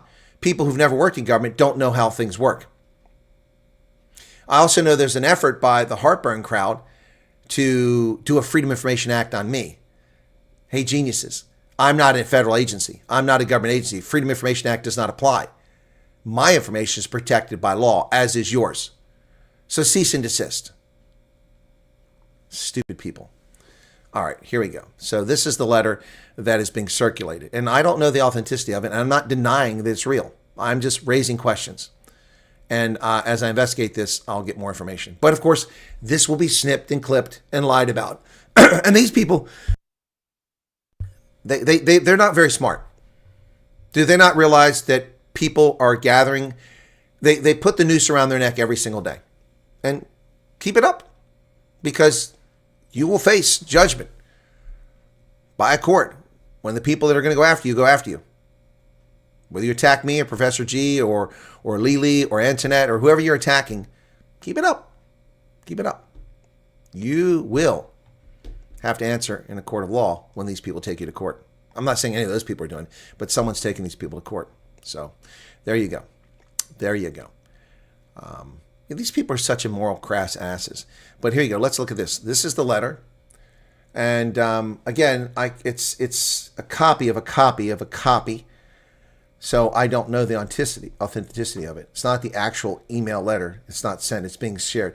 And this letter is not in the format of the ones. Notice of ineligibility for resettlement. This format up here looks the same. And this says that the person has been inadmissible for fraud and misrepresentation.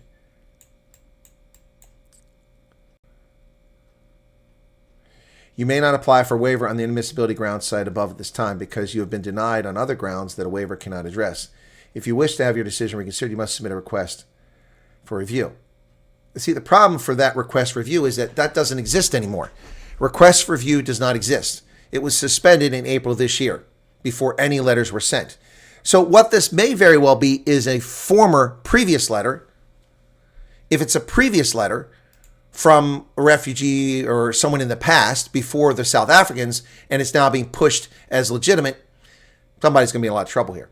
But it says, you may not apply for a waiver on the inadmissibility grounds cited above at this time. Well, that's what the letter is coming out now saying. Because you've been denied on other grounds that a waiver cannot address. So what is that grounds? Fraud? If you wish to have your decision reconsidered, you must submit a request for review of the decision. But the request to review this decision is no longer applicable. It's no longer applicable. Deadline. Provide the Refugee Support Center, or Resettlement Support Center your request within 90 days of the date of this notice. USCIS will only accept one request and it must be postmarked or received by the RSC within 90 days. That process doesn't exist. That process does not exist. So how is that even applicable? So again, I'm not saying it's not real, but I'm asking questions about the authenticity of it. Also, here's the thing. What journalists are covering this story honestly on a regular basis? What journalist? Well, we have a content creator, Professor G, who covers it honestly. Has anyone forwarded him one of these letters? Not to my knowledge. Ted Hessen from Reuters covers these topics, and that's in fact his job. He's never talked about this. Not once. Why has someone that received these letters not sent it to Professor G, to Ted Hessen at Reuters, or to me? I would not put my faith in this letter.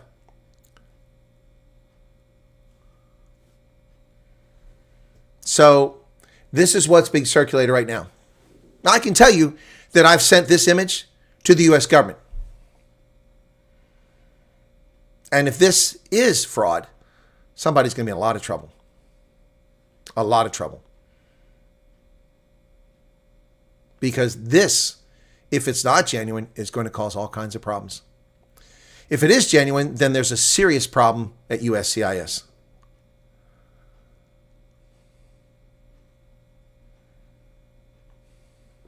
I don't know what you're saying, Malbor. Ineligible declared based on discretion. What do you mean? What does that mean? No, I can't run it through AI because it's not an original. It won't look. It's so. Yep. So I don't know what's going on with this, but this is being shared with people. Well, the letterhead's on here, but I don't know if it's real or if it's just been cut and pasted. See, there's a letterhead there. U.S. Immigration. USCIS. I keep saying customs. I think it's actually citizenship.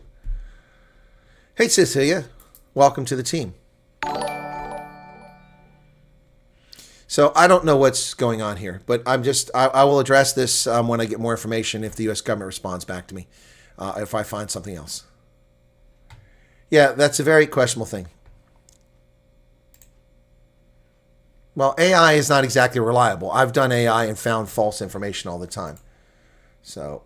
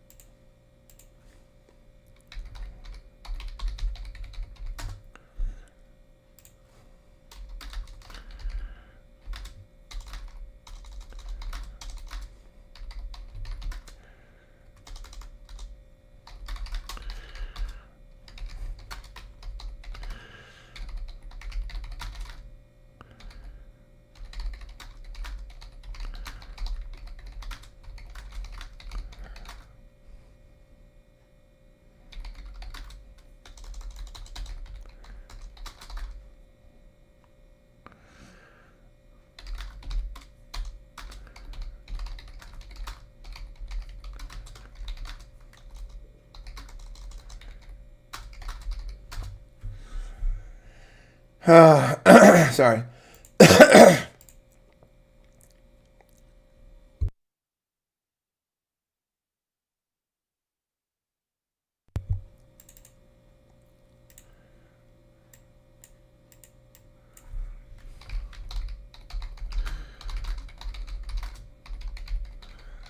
Okay, I've not just asked a question, I've written this in a way that I've explained why I want to know the answer. But, so I don't trust AI.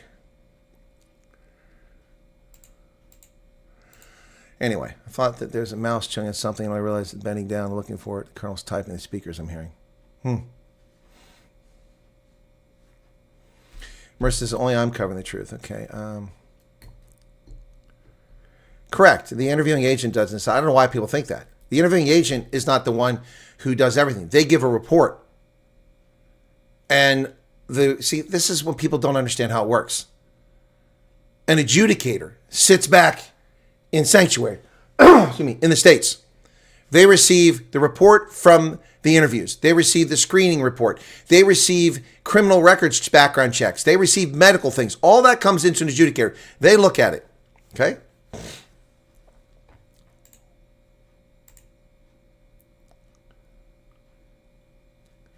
Well, this says it's broadly consistent with genuine U.S. refugee denial notices that were used for many years. However, I would also not treat it as evidence of current USCIS practice because they're indicators that it reflects an earlier version of the process.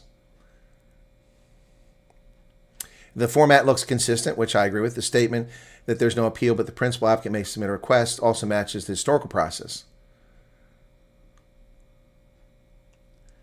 And the fact that in April 2026, the USCIS rescinded a request for review process, yet this letter instructs recipient to file one, that is exactly the kind of inconsistency that I would expect if this is an older letter being recirculated online rather than a newly issued one. Possible explanations: the letter predates the policy change. The image is authentic but not contemporary. That's what I'm saying. The image has been edited or recreated using an old template. Okay? So the assessment of AI would be is it looks plausibly genuine as a USCIS refugee denial notice, which I agree. Does not look like reliable evidence of current USCIS procedures, which I agree. If someone claims this was issued after the RFR process was rescinded, I would be skeptical of that claim unless they can produce an unredacted date or other corroborating evidence. That's what AI says. So you want me to trust AI? I didn't need AI. I reached the same conclusions. Doesn't mean AI or I am correct. I didn't use Google. Didn't use Google. So anyway, there you have it, folks. There you have it. So again, I'm not saying it's not a real letter. It could be a very real letter. But my first suspicion is it's a letter that predates this process. Kelly says, Colonel's the man for this time and place. Exactly 100% same as what you said, suspect it is. Yep, Loretta, exactly. Yeah, it's getting smarter if it's referencing the Colonel. I like that. Yeah, it is greatly to set up mistakes. Learning about machine learning, they tell you the data used by AI is not fully trustworthy. Agreed. Give that letter to Austin Powers, International Man of Mystery. Yes, the adjudicators are in the U.S. That's correct. They are the ones that adjudicate.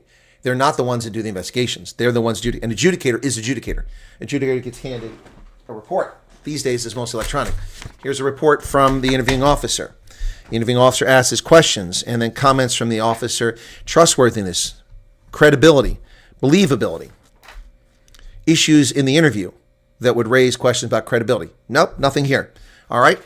The applicant answered the questions. No indications of deception or falsehood. Asked the question about the case in which the applicant was charged with a criminal act in 2015. The applicant produced or referenced evidence that the case was dismissed. There was no merit to the charges, and said that we could contact the police station in Somerset West to get a copy of the police report, or they would provide it should we desire it. Okay? Actions to be taken. Okay? Subsequent action. Here's the next report. This report says, this report indicates that came in subsequent to the interview conducted by USCIS officer in Johannesburg on the 18th of June, 2025. Subsequently, blank agent collected the following attachment, which indicates that, in fact, what the subject said was genuine. Here is a copy of the dismissed charges from the magistrate in Somerset West, dated October 5th, 2015. There appears to be no credible evidence to support the allegation this person committed any crime. As you can see, it was dismissed. Okay? And that's how it goes. And that's how it goes. Okay? That's how it goes. But see, the Ferrayas, the heartburn crowd, doesn't have any experience. They don't know what they're talking about. I tried and bumped my head when I realized it was typing on the speaker.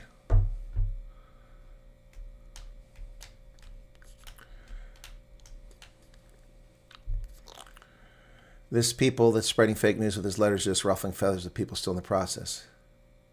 Yep. Well, I don't know that it's fake. It's a genuine looking letter, but that doesn't mean that it applies to someone who got an ineligibility letter.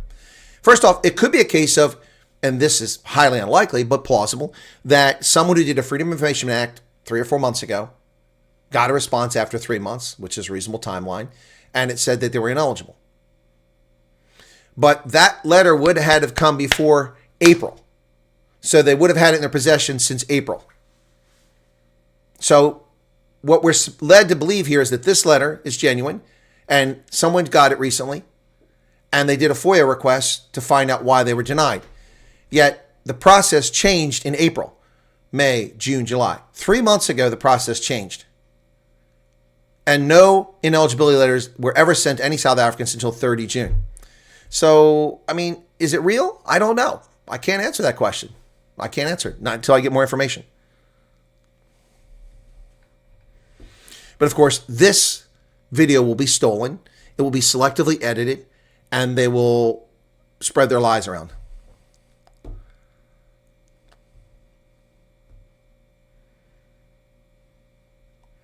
Well, Eugene, it doesn't matter whether the adjudication process is done on Mars, on the moon, on the moon, in Scranton, Pennsylvania. Doesn't matter where it's done. That isn't the reason for the lengthy process. The process can be lengthy because of the nature of your investigation. As I've said many, many times, for my security clearance investigation, it takes a long time, 18 to 24 months to complete an investigation because of the nature of the investigation. I'm not 22 years old. I have a history. I have done things. I have been places. I have to explain why I've been to Morocco, why I've been to Mauritania, why I was teaching at the Nigerian War College, why I've been to East Germany, and when I went there. And I have to explain, I don't have any bounce checks. I don't have any credit problems, so I don't have to explain any of that. But those things have to be checked. If I have undue affluence, I have to look and see, do I live within my means for my income? Or do I have a boat, an RV, a caravan, a BMW and a Mercedes sitting in my front yard? Am I living in a $2 million house? This all has to be checked. For refugees, your bona fides have to be checked. They have to check in to what you say to see if it's real. Okay? That's why investigations can take a long time. And the older you are, and the more you've done, or if you've done something that's not suspect, but something that draws attention, like be a member of a group that's considered questionable, like Sidelanders or Borlegion, it could take longer. If you served in the police during a period in which they were accused of human rights abuses, which is most of the South African police's history, if you served in the military in a period in which they were accused of human rights abuses, whether you were involved or not, or did it or didn't do it, it has to be investigated. Malbor says, in other words, a person might have done inquiry on his case while he was waiting way back, perhaps. Correct, Malbor. That is correct. That is correct. But I find it highly unlikely when I know that the reason that these denial letters, they're not denial letters, these ineligible letters didn't go out is because the U.S. government, the Trump administration, was ensuring that they were complying with the law, with the new program that was created under executive order, and making sure it complies with crossing the T's and dotting the I's with Immigration and Nationality Act 1980. That's why all these letters went out on June 30th. Why in the world would the release of Freedom of Information Act telling someone their reason for inadmissibility when they have no obligation to do so? The Freedom of Information Act doesn't require them to release that information. They also could have got an exception or a delay.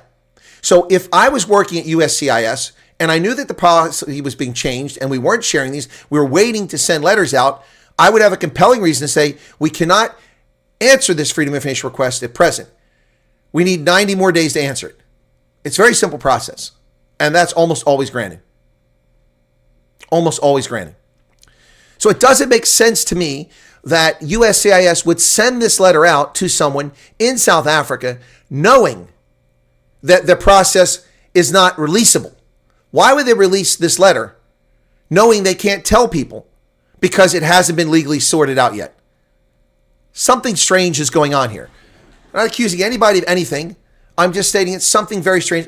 There's too many things that don't make sense here. Too many inconsistencies. Or is it do that yourself? I'm not going to do that right now. I gotta stop. I got a conference at 2:00 in 16 minutes. Malbor says, I think you might be right. Well, yeah, odds are pretty good. Would a CCMA case one had years ago stand their way? I don't know what is a CCMA? What is that? That's not an acronym I'm familiar with. What is that, Judy?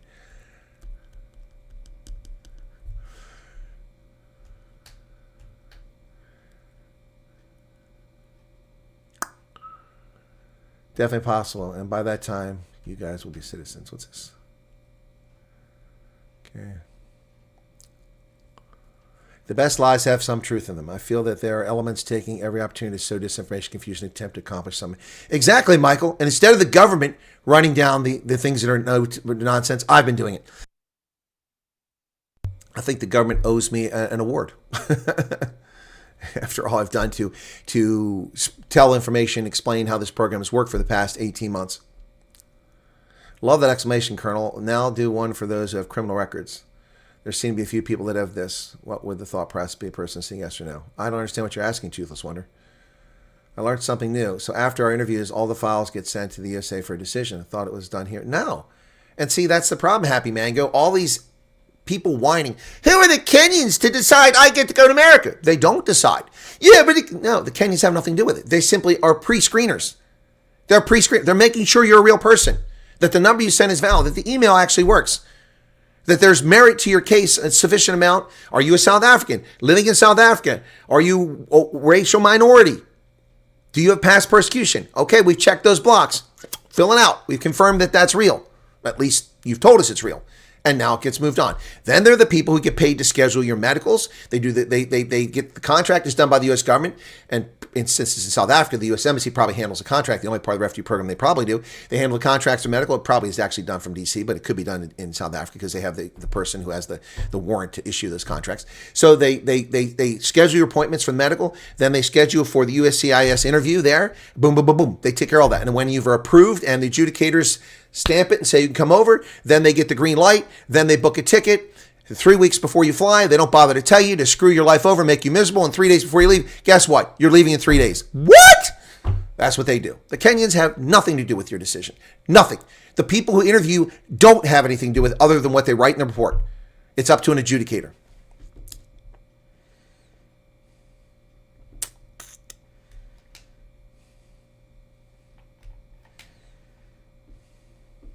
You're welcome, Judy. Commission for Conciliation Arbitration. Oh, Labor Court. Okay, so the question, okay, thank you. I've seen that acronym before now. Would a case one had years ago stand? Well, were you convicted of a criminal act? Judy, if you're convicted of a criminal act, yes. If you're found civilly liable for something, that's probably not going to stop you unless it's a trend you did repeatedly.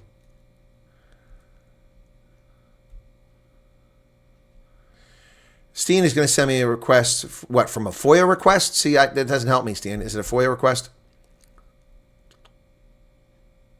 And Arza Rose is correct. She said basically what I just said. Okay. The submission form on the embassy site won't unstick from the social media page. It won't let me submit now. I have no idea what Snippets is talking about. Happy Mango says you're a star, Colonel. Thank you so very much for your reply. You're welcome.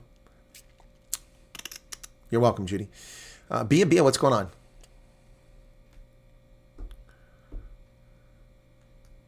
Yes, there are many automatic triggers in the system. Reports come in, someone submits it, the status changes. Another report comes in that has to be investigated, the status changes back. You go for medicals, you complete the medicals, and then they come back with some issue from your medicals, then it goes back to in process. You know, it's that's why you don't watch the portal. I wrote a song for your boss. I did? Salary dispute. Well, then that's not criminally liable. I doubt it's going to have any role in it. Before you got the approval. All right, well, did you send it to me already, Steen? Let me look. I won't share it. Or I won't, at least I won't. Oh, there you did send it. Okay, why is I can't see anything? I can't see anything with this. Oh, there it is. Let me do this here, okay.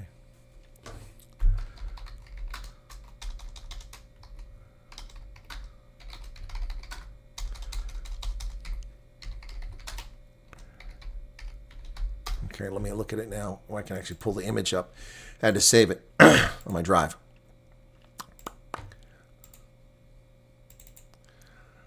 Okay.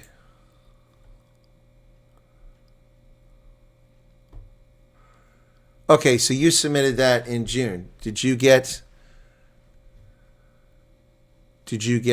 oh wait. Yeah, June. So have you gotten a response back? Hey, Alma Fundameva, how you doing?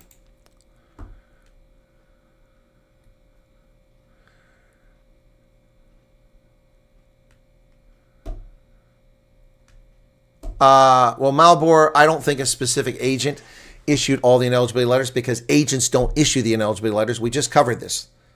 It's done by different people. Also, there are hundreds of the letters. One agent hasn't done that many interviews. Many people are saying RC are purposely not updating their cases. No, because they don't know what they're talking about, RSROs. They're talking out their ass. They don't know anything about how the process works. They know nothing. These are people that know nothing about what they're talking about. Stop listening to them. Stop listening to them. Why is RSC intentionally slowing it down? Again, guys, and I'm not angry with you, RSC, but I mean, this doesn't pass a common sense test. See, these are people that never handled federal money. These are people who never executed contracts. They've never been contracting officer's technical representative or the government technical monitor or contracting officer. These companies are held to contractual standards. This isn't South Africa where you can get 10 million rand to build a sports field and don't build shit and there's no accountability. I have overseen contractors. I have run contracts. I have been the person running a contract. They are accountable under the law. And when they don't perform, their contracts are canceled. Ask the 160 refugee agencies that lost their contracts between September and March or April this year. Oh, no, I misread it, Arsa. But this is for everyone to hear. This is why I said I'm not yelling at you. People saying that RSC is slowing them down. To what end? And what evidence do you have other than your bum-hurt view? You don't have any evidence of it. Have you caught RSC? Are you in the databases? Are you in there seeing what they're doing? No. RSC does not update your database. Lots of people update the database. Who monitors the kernel? What kind of question is that, Malbor? What are you talking about? Who monitors the kernel? About 130,000 people.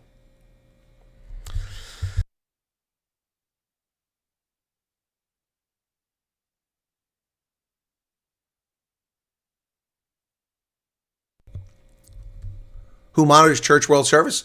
Ostensibly the contracting officer at USCIS. I don't know who that is, and it's none of my business. If someone has an allegation of contractual failure on the part of Church World Service, this is their RSC, then they should contact USCIS and report fraud, waste, or abuse. I got you, Malbor. Yeah. Well, see, when you guys write one word or a sentence there, it's hard to follow. Who monitors Church World Services, RSC? The contracting officer and the contracting officer representative. In this case, since it's not the military, it would be the government technical monitor or whatever current term they're using. All right, cool. All right, guys. I hope that clarifies things. Again, I don't know if that letter's real or not, but there are too many red flags here. And funny how whoever has that letter or those letters that supposedly exist, none of them have gone to Ted Hessen at Reuters. I've been in touch with Ted recently. He hasn't even heard about this. Nobody's reached out to Professor G, who is an actual attorney who can explain this.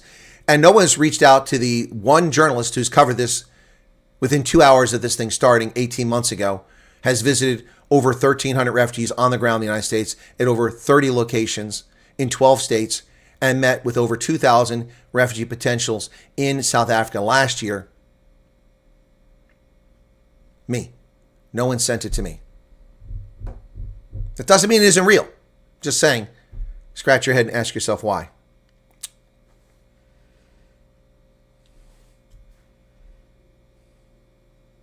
Hey, Kelly. Zane Grossman says, thank you for valuable information. Straight, no bullshit. Yeah, again, if my assessment is incorrect, it's because there's insufficient information. See, that's nothing. Oh, you were wrong. You were wrong. No. People are asking, and I'm giving a preliminary assessment based on the limited information available, and I'm giving you the possibilities. I did say there's a possibility it's real, but I don't think it's a current letter. So that's an analysis. That's the difference between people that don't know what they're talking about and say, you're wrong, you're right. No, I could very well be incorrect. I could also be 100% on. The information is extremely limited. The fact that whoever claims to have this letter hasn't shared it with Professor G, Ted Heston at Reuters, or I, or me, makes it questionable in and of itself. Okay? Hey, Freaky Meyer. People don't tell the USA everything. They hide what happened 20, 30 years ago and think they'll not pick up anything. First thing to remember is always be true. Well, Christiane de Bruyne, I've said it from the beginning. Last night on the Night Owls, I played those 3 videos from a year ago in February, and all the things I said in those videos were 100% correct, except the one thing I said is the US pays for your flight. But what I meant for that is that they make sure it's financed through IOM, but I wasn't clear about that. But other than that, everything I said, with no information from the government, only knowing the law, only having experience, is 100% correct, including people try to cheat you. You pay nothing for the program. This is how financial assistance works. This is what you get. Refugee cash assistance, refugee medical assistance, supplemental Social Security income, all that stuff. 100% correct. Chances of some cases getting lost at USCIS. Slim to none. Slim to none, unless it's intentional. They're all entered into a database. The database has redundant backups. And things are archived all the time. Hey, Zay Martin, it's been a while. There you go. Madeline Rose, it's saved on servers. Yep. In multiple locations, by the way. Adele Vol, how you doing? You're welcome, KDP.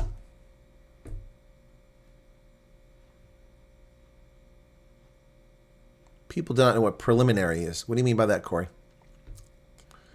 Thank you for your time. Goodbye, everyone. Hadidas and Hadidudes. Hadidudes. Okay. All right, guys, I have to go because I have a conference call in 5 minutes about refugees with the group that wants to talk to me. So, nevermore. I'm on my way to USA soon. They're sending me to New Mexico. Any thoughts? Go alone. No tie, family. Anything I can do to help my nerves? Yeah, just take a deep breath. New Mexico is lovely. I'm going to guess you're probably going to Albuquerque, decent town, nice military Air Force base there. You're pretty close to Taos, which is expensive but lovely to go to. I think you'll be fine. When you get to the ground, reach out to us, let us know, and be safe on your journey. All right? Zay Martinez, you don't get notifications because that's what YouTube does. If you want to make, when my videos are posted, you need to join one of the WhatsApp or the Telegram group. That's where all the videos are shared, because they don't tell you. You're going to Toledo, Malbert. I think you asked about Toledo earlier. It's fine. It's in Ohio. Ohio's great, but you're going to run into a problem with a driver's license because the requirements that Ohio has passed for non-citizens. It's a bit of frustration. You have to spend hundreds of dollars, so be prepared for that. Okay? All right, guys. Hey, Kelly. Y'all take care. I got to go do this conference, this Zoom session. Sorry, I'm trying to get the words. I'll see you guys later. Night Owls later tonight. Cheers.